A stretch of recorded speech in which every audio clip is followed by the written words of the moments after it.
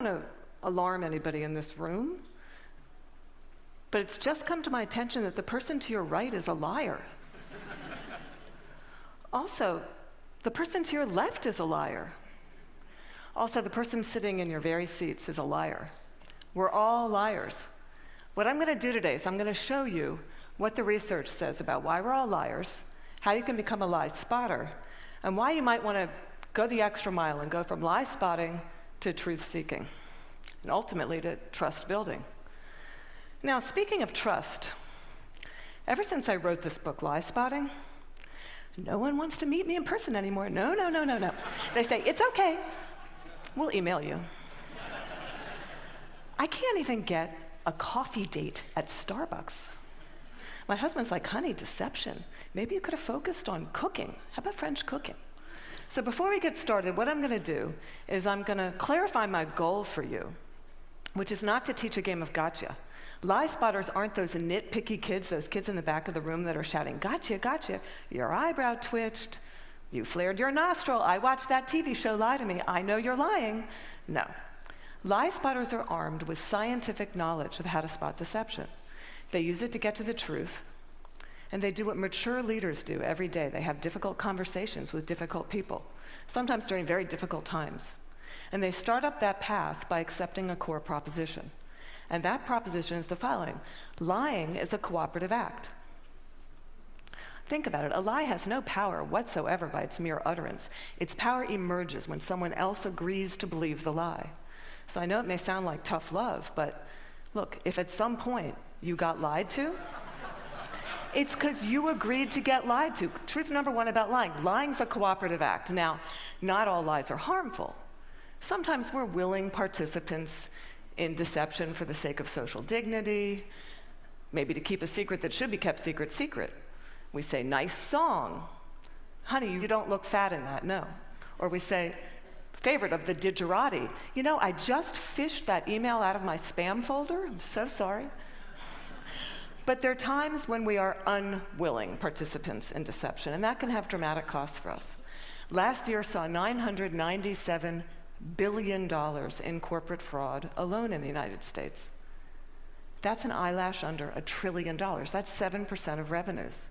Deception can cost billions. Think Enron, Madoff, the mortgage crisis, or in the case of double agents and traitors like Robert Hansen or Aldrich Ames, lies can betray our country. They can compromise our security. They can undermine democracy. They can cause the deaths of those that defend us. Deception is actually serious business. This con man, Henry Oberlander, he was such an effective con man, British authorities say he could have undermined the entire banking system of the Western world. And you can't find this guy on Google. You can't find him anywhere. He was interviewed once, and he said the following. He said, look, I've got one rule. And this was Henry's rule. He said, look, everyone is willing to give you something. They're ready to give you something for whatever it is they're hungry for. And that's the crux of it. If you don't want to be deceived, you have to know, what is it that you're hungry for? And we all kind of hate to admit it. You know, we kind of wish we were better husbands, better wives, smarter, more powerful, taller, richer. The list goes on.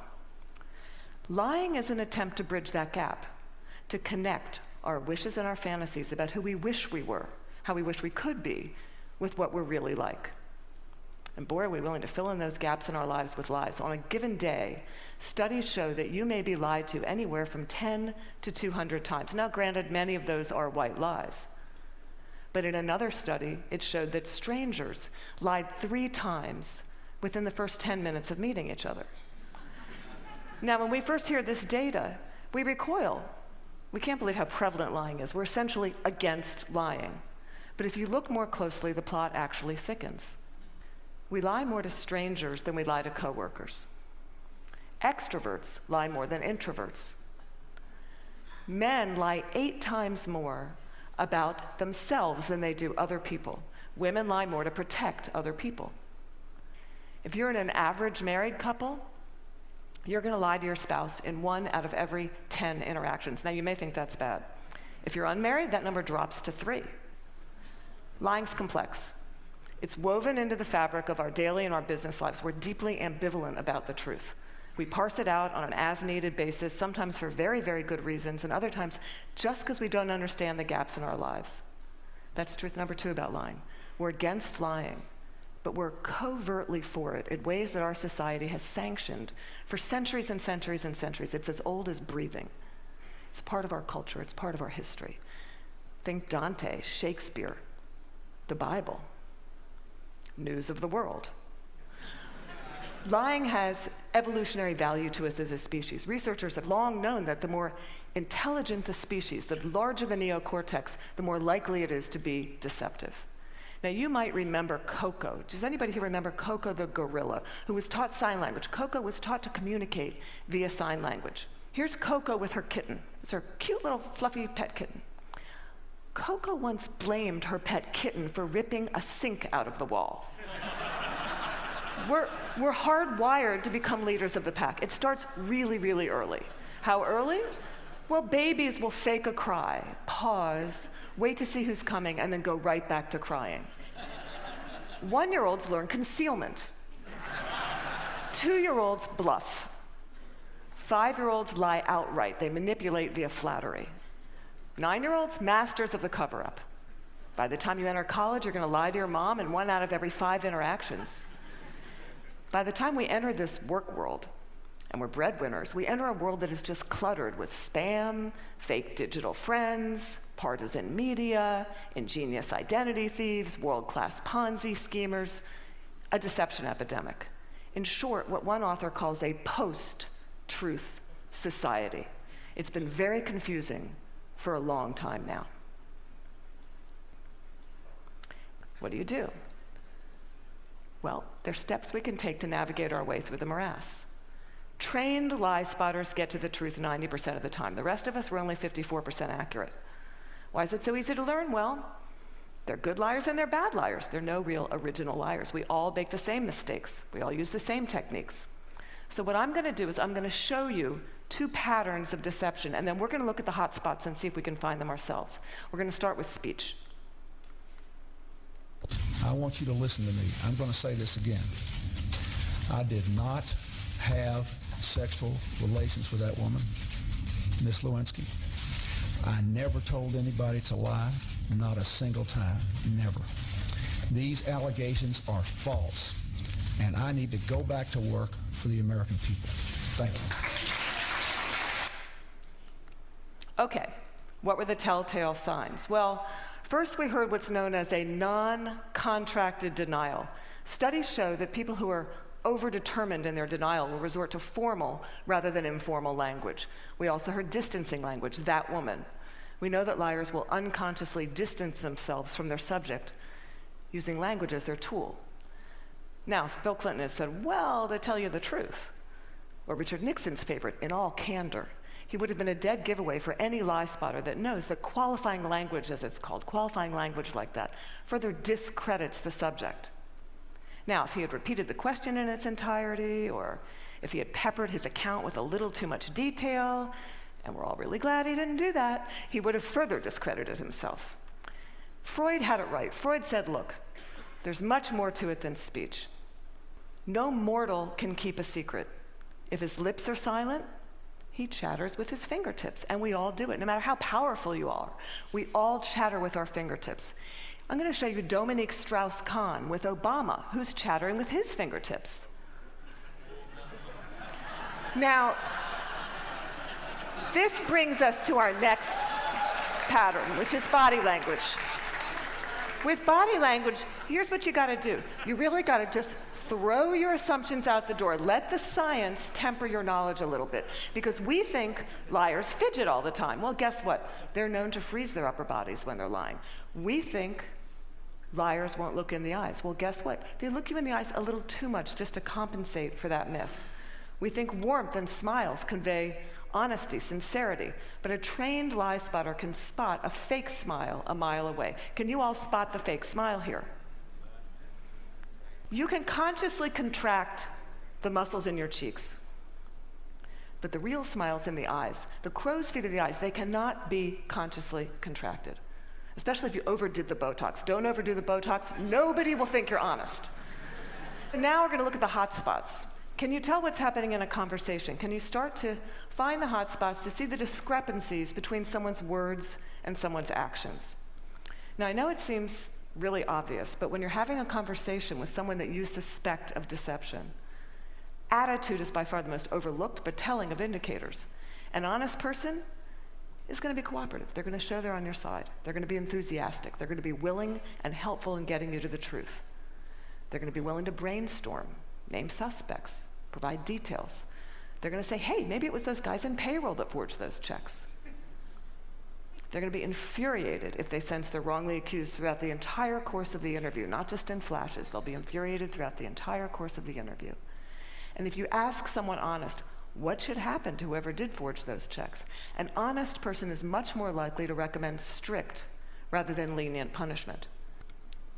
Now, let's say you're having that exact same conversation with someone deceptive. That person may be withdrawn, look down, lower their voice, pause, be kind of herky-jerky. Ask a deceptive person to tell their story. They're going to pepper it with way too much detail in all kinds of irrelevant places. And then they're going to tell their story in strict chronological order. And what a trained interrogator does is they come in, and in very subtle ways, over the course of several hours, they will ask that person to tell their story backwards. And then they'll watch them squirm and track which questions produce the highest volume of deceptive tells. Why do they do that? Well, we all do the same thing. We rehearse our words, but we rarely rehearse our gestures. We say yes, we shake our heads no. We tell very convincing stories, we slightly shrug our shoulders. We commit terrible crimes, and we smile at the delight in getting away with it. Now, that smile is known in the trade as duping delight, and we're going to see that in several videos moving forward, but we're going to start. For those of you that don't know him, this is presidential candidate John Edwards, who shocked America by fathering a child out of wedlock. We're going to see him talk about getting a paternity test. See now if you can spot him saying yes while shaking his head no, slightly shrugging his shoulders, lots of be happy to participate in one. I know that it's not possible that this child could be mine because of the timing of events, so I know it's not possible. Happy to take a paternity test and would love to see it happen. Are you going to do that soon? Is there somebody that you can't? I'm only one side. I'm only one side of the test, but I'm happy to participate in one. Okay, those head shakes are much easier to spot once you know to look for them. Now, there are going to be times when someone makes one expression while masking another that just kind of leaks through in a flash. Murderers are known to leak sadness. Your new joint venture partner might shake your hand, celebrate, go out to dinner with you, and then leak an expression of anger. And we're not all going to become facial expression experts overnight here, but there's one I can teach you that's very dangerous and that's easy to learn, and that's the expression of contempt. Now, with anger, you've got two people on an even playing field. It's still somewhat of a healthy relationship, but when anger turns to contempt, you've been dismissed. It's associated with moral superiority, and for that reason, it's very, very hard to recover from. Here's what it looks like. It's marked by one lip corner pulled up and in. It's the only asymmetrical expression, and in the presence of contempt, whether or not deception follows, and it doesn't always follow, look the other way, go the other direction, reconsider the deal, say, no, thank you, I'm not coming up for just one more nightcap, thank you. Science has surfaced many, many more indicators. We know, for example, liars will shift their blink rate, point their feet towards an exit. They will take barrier objects and put them between themselves and the person that's interviewing them. They'll alter their vocal tone, often making their vocal tone much lower. Now, here's the deal. These behaviors are just behaviors. They're not proof of deception. They're red flags. We're human beings. We make deceptive, flailing gestures all over the place all day long. They don't mean anything in and of themselves. But when you see clusters of them, that's your signal. Look, listen, probe, ask some hard questions, get out of that very comfortable mode of knowing, walk into curiosity mode, ask more questions. Have a little dignity. Treat the person you're talking to with rapport. Don't try to be like those folks on Law and Order and those other TV shows that pummel their subjects into submission. Don't be too aggressive. It doesn't work. Now, we've talked a little bit about how to talk to someone who's lying and how to spot a lie. And as I promised, we're now going to look at what the truth looks like. And I'm going to show you two videos. Two mothers, One is lying, one is telling the truth. And these were surfaced by researcher David Matsumoto in California. And I think they're an excellent example of what the truth looks like. This mother, Diane Downs, shot her kids at close range, drove them to the hospital while they bled all over the car, claimed a scraggy-haired stranger did it. And you'll see when you see the video, she can't even pretend to be an agonizing mother. What you want to look for here is an incredible discrepancy between horrific events that she describes and her very, very cool demeanor. And if you look closely, you'll see duping delight throughout this video. But at night, when I close my eyes, I can see Christy reaching her hand out to me while I'm driving, and the blood just keep coming out of her mouth. And that, maybe it'll fade too with time, but I don't think so. That haunts me the most.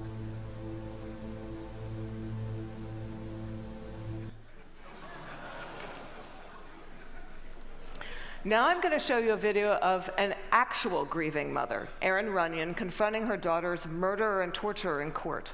Here you're going to see no false emotion, just the authentic expression of a mother's agony. I wrote this statement on the 3rd anniversary of the night you took my baby. And you hurt her, and you crushed her, you terrified her, until her heart stopped. And she fought, and I know she fought you. I know she looked at you with those amazing brown eyes, and you still wanted to kill her.